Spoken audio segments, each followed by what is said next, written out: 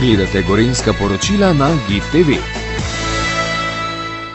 Včeraj je potekala 37. seja mestnega sveta, po urniku predzadnja v tej sestavi.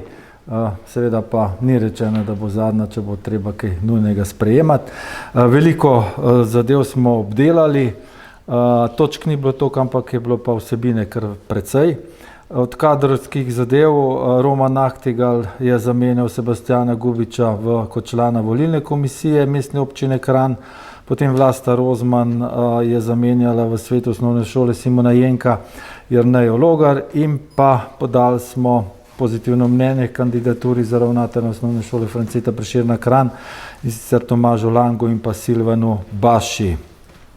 Potem zelo veliko je bilo premoženjskih zadev, in sicer v načrt razvojnih programov smo vključili dva nova projekta, in sicer eno je odkup zemljišč pri osnovni šoli Janeza Puharja, in sicer pri podružnični šoli Primskovo, gre za vrednost manjšo od 70 000 evrov. Gre pa za to, da dopolnimo celotno zemljišče in ga potem širimo še za osnovnošolsko in vrtčevsko dejavnost. Druga zadeva pa, kot veste, problem v osnovni šoli Franceta Prešerna, in sicer strop se je začel podirati, tako da je nevarno za učence, seveda tam telesne vzgoje se ne izvaja več. No, tukaj smo pa namenili seveda za obnovo telovadnice osnovne šole Franceta Prešerna ter nov parket cirka 1,18 milijonov evrov skupaj z DDV-jem. Izvedba bo v več fazah, računamo, da bomo to čim prej začeli. No, do takrat pa lahko povem, da otroci osnovne šole Franceta Prešerna telovadijo oziroma izvajajo pouk telovadne vzgoje v vojašnici, v kranjski vojašnici. Poleg tega je bilo še 6 manjših razporeditev. No, večja zadeva za nas je načrt pridobivanja nepremičnega premoženja, in sicer 2 stanovanj na Šorlijevi 39 in pa Gradnikovi 3, ter pa to, kar je seveda zanimivo, načrt pridobivanja za stavbo na Glavnem trgu 5, bolj znano kot Kranjska tržnica. Vemo, da tam smo 12-odstotni lastnik že te stavbe, da smo in zdaj tudi uredili bivšo pošto, da imamo mestno hišo z muzejem in tukaj, če nam uspe pridobiti še ta preostali del stavbe, to se pravi tržnico, potem bo to ena res lepa zaključena celota. Tukaj pač pričakujemo, da bomo uredili glede na zahteve ZVKD-ja in da bomo za to dobili tudi ustrezna nepovratna sredstva. Drugega takega, kar se premoženjskih zadev, veliko je bilo parcel, ampak dejansko mislim, da niso zdajle, da jih omenjam.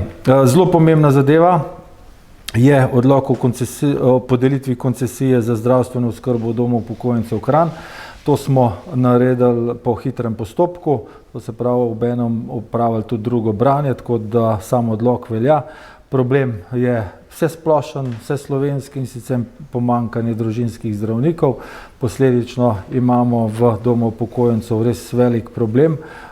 Res, da trenutno še upravljajo zdravniki zdravstvenega doma Kranj, ampak potrebe so res velike, tako da smo se skupaj z zdravstvenim domom pa z ZZZS-jem odločili, da čim prej razpišemo koncesijo, in če bo koncesija uspešna, če bo kakšna prijava, bo ambulanta začela obratovati decembra. Od prostorskih zadev naj najprej omenim spremembo in dopolnitev odloka o razglasitvi kulturnih spomenikov lokalnega pomena na področju Šempetrske graščine v Stražišču. Tukaj je lastnik skupaj s podporo ZVKD-ja dal vlogo, da se vključi parcela, pod katero stoji graščina. Tega v preteklosti ni bilo, tako da bo s tem možnost pridobivanja sredstev za sofinanciranje obnove na državnem razpisu. No in pa seveda za Kranjčane vse, ne samo prebivalce mestnega jedra, je pa izredno pomembna obvezna razlaga 2. in 3. člena odloka o zazidalnem načrtu revitalizacije starega mestnega jedra Kranj, in sicer tukaj bomo zdaj dali investitorju možnost, da dejansko začnejo z preureditvijo določenih stavb v Kranju. Ena je na Podrtini, to se pravi na vogalju Tavčarjeve in Poštne ulice, gre za stanovanjsko gostinski objekt, potem imamo tudi za bivšo banco, če temu tako lahko rečem, potem cukrarna na Tavčarjevi, hostel cukrarna, kjer se dovoljuje gostinski lokal in pa nastanitev. Na Prešernovi ulici 18, to je ta vogalna z glavnim trgom, imamo predlog za gostinski lokal tam, kjer se nahaja čokoladnica, no in pa na Cankarjevi 14, tam malo naprej, kjer zdaj pač bomo odprli glasbeno šolo, gre pa tudi za prenovo v stanovanjsko gostinski objekt, tam, ker je bil včasih Svet knjige. No, manjša sprememba je bila tudi v odloku o izvedbenem prostorskem načrtu Mestne občine Kranj, sicer 4. člena, kjer je po pomoti se spustila besedica površino, tako da gre samo za tehnično spremembo. Zelo pomembno za razvoj Kranja in pa seveda predvsem zdravstva in lekarniške dejavnosti je nadaljevanje javno-zasebnega partnerstva za projekt Severna vrata. Vemo, da situacija na gradbenem področju je izredno zahtevna, najprej zaradi pandemije, potem zaradi ukrajinsko-ruske krize. Tukaj smo uspeli pridobiti samo enega ponudnika, in sicer graditelj Kamnik, no in svetnike in svetnice so se odločile, da lahko nadaljujemo z pogovori oziroma o ponudbi za to javno-zasebno partnerstvo. Skratka, velika stvar, vemo, da v zdravstvenem domu primanjkuje prostora, tako da bomo to zadevo reševali kot najbolj nujno in upam, da bomo še v letošnjem letu prišli do zaključnih pogovorov. Dve taki strategiji oziroma ena strategija, in sicer za razvoj mladinskega dela do leta 2030, gre za to, da vzpostavimo podporno okolje za delovanje in razvijanje mladinske politike. Upravili smo anketo s cirka 400 mladih, od 15. do 29. leta je bilo vključeno v anketo, v delavnice, kjer so podajali predloge za strategijo. No in seveda na prvem mestu je razvoj in podpora delovanju mladinskega centra. Pred davnimi leti v Kranju že deloval in tudi pred davnimi leti je ugasnil, tako da imamo to za nalogo za naslednji mandat, da začnemo z ustanavljanjem in iskanjem ustreznega prostora za mladinski center. Potem pa seveda klasične teme: izobraževanje, zaposlovanje, dostopnost stanovanj, potem celovito informiranje mladih. Nekaj že delamo, v kratkem bomo predstavili skupno idejo o programu Bionika na fakulteti tukaj v Kranju. Poleg tega pa, kot veste, bomo še v letosnem letu se bo položili kar nekaj, vsaj dva temeljna kamna za gradnjo novih stanovanj v Kranju. Skupaj tukaj bomo izvedli 40 ukrepov, in sicer na 100 ciljih oziroma 100 kazalnikih. Veliko pohvale smo dobili tudi za letni program športa za leto 2023. Program je oziroma vrednost je malo manjša, in sicer za sredstva za plezalni center Zlato polje, ki smo jih vključili v letošnjem letu, in sicer zdaj to znaša 4,02 milijona evrov bo namenjeno za področje športa v prihodnjem letu. Na javnem razpisu ta sredstva, ki se dodeljujejo, se bodo pa povečala za cirka 7% oziroma za rast življenjskih stroškov. Videli smo iz naslova participativnega proračuna, da so ljudje zelo željni obnove otroških igrišč pa športnih parkov, recimo Britofu, Hrastje, Stroževo, Stražišče, tako da bomo še v ostalih krajevnih skupnostih poskušali to narediti. Nova tematska pot bo Karnijski Tročan, gre za povezavo 3 energijskih točk. Skakalni center Gorenja Sava je tista zadeva, tukaj imamo intenzivne pogovore s Smučarsko zvezo, glede na to, da imamo tako rekoč dva upravljavca, seveda to nikoli ne prinese dobrih stvari, no, tako da zdaj upam, da bomo našli skupni jezik za Smučarsko zvezo do konca tega leta. Seveda pa ne smemo pozabiti izvajanje vseh programov, predvsem kot so poudarili svetniki programov za prvo triado, vključevanje posebnih profesorjev telesne vzgoje za poučevanje v prvi triadi, kar se mi zdi izrednega pomena tudi za nadaljevanje, za zdrav razvoj naših otrok. No, občinska priznanja, tukaj je seveda častni občan, bo naziv dobil gospod Matevž Fabjan, vsi tisti, ki smo hodili na kranjsko gimnazijo, ga dobro poznamo. Skratka, njegova zasluga je seveda razvoj kakovostnega zborovskega petja tako doma kot v tujini.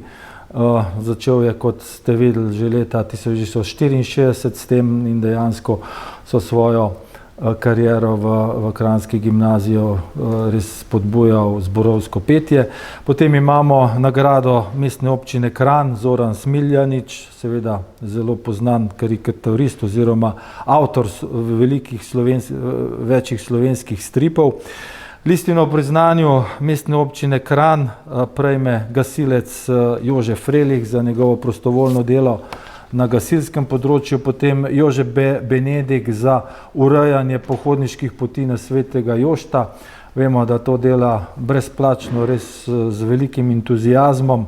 Fani Bevk, seveda dolgoletna ravnateljica osnovne šole Staneta Žagarja, za napredek in pa uspešno vodenje. Želela si je, da bo ravnateljica v otvoritvi te telovadnice, žal jo bomo povabili samo kot gostjo. No, in pa velika plaketa mestne občine Kranj, gre za mešani pevski zbor Svoboda Stražišče, njihova 70-letnica delovanja. Velika Prešernova plaketa pa našemu Simonu Krajanju za prepoznavnost in povezovanje fotografskega društva. No, še ena pomembna zadeva, predvsem za občane Planine, Huj in pa krajevne skupnosti Bratov Smuk. Posvetovalni referendum za ugotavljanje interesa občanov bo izveden 4.12., ko je predviden drugi krog županskih volitev. Prvotni datum je bil 20. novembra, hkrati s prvim krogom lokalnih volitev, ampak zaradi preveč seznamov pa preobilice dela, da ne bi prišlo do kakšnih napak, smo se odločili, da prestavimo odločanje krajanov Bratov Smuk in Prinskovega ter Planine in Huje za združitev na kasnejši datum. In pa čisto zadnja točka pred vprašanji svetnikov in svetnic je pa seveda bilo, da so vsi podprli soglasno, da si bo Kranj prizadeval do leta 2030 doseči podnebno nevtralnost, kar se pa razvoja pametne skupnosti tiče, pa kot veste smo letos že podpisali pogodbo o razvoju digitalne platforme. Upam, da bomo tudi do konca leta podpisali pogodbo tudi o pametni mestni kartici. Evo, toliko, kar je bilo včeraj na tej seji, 37. seji. Projekt Severna vrata je v bistvu še vedno najboljša varianta za rešitev? Ja, sigurno je to projekt Severna vrata najboljša rešitev. Stara reševalna postaja, vemo, da je izredno težko dostopna, da se nahaja blizu seveda stanovanjskega naselja. Tukaj bi se promet povečal, veliko hodi otrok v osnovne šole, v srednje šole, čez to od avtobusne, in zato se mi zdi nelogično, da bi speljali promet po tej Gosposvetski ulici, in dejansko je, se mi zdi, tudi naziv se mi zdi Severna vrata, da bo ta stavba res lepo se upela v okolje in pa predvsem v vhod v Kranj. Poleg tega pa seveda s tem pridobimo tudi obnovo tako Kidričeve in pa Blajvajsove ceste. Finančno je še vedno ugodnejša? Ja, finančno je ugodnejša.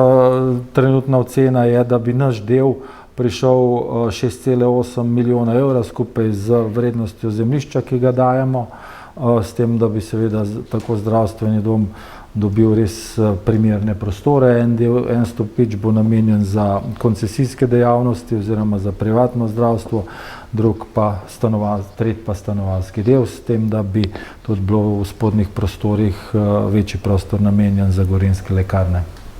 Kako je pa to časovno? Zdaj boste nadaljevali pogovore z Ja, če bomo našli seveda skupni jezik, pa jaz mislim, da glede na to bo, potem seveda pripravimo predlog pogodbe javnega zasebnega partnerstva za mestni svet. Zdaj verjetno ne moramo pričakovati, da bo to v tem mandatu, tako da bi takoj v začetku prihodnjega leta lahko to zadevo že obravnavali, jo sprejeli in seveda potem imamo vse odprte roke za to, da se začne pridobivati ustrezna dokumentacija in pa gradbeno dovoljenje. Kako bo pa s parkirišči, zdaj se 2 etaže ne bi se zmanjšale?